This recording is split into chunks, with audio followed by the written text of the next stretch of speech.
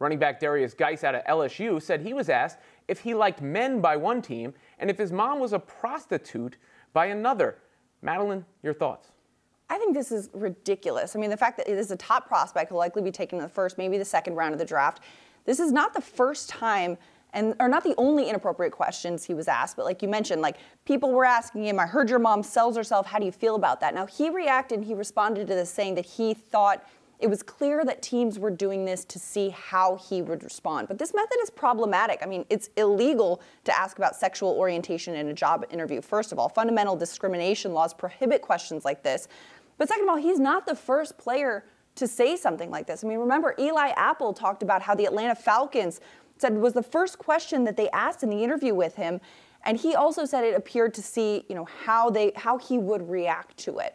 I understand as a team, you want to put these guys in uncomfortable situations and see how they handle themselves, but also considering the context of this and considering the legality of this, this is a job interview and it should be treated as such on both sides. None of it is applicable to football. Right. All right, you want to see how somebody handles some things, put them in a high-stress questionnaire on football. Right. Or throw them a curveball question. Press their personality in other ways, but calling his mother a prostitute?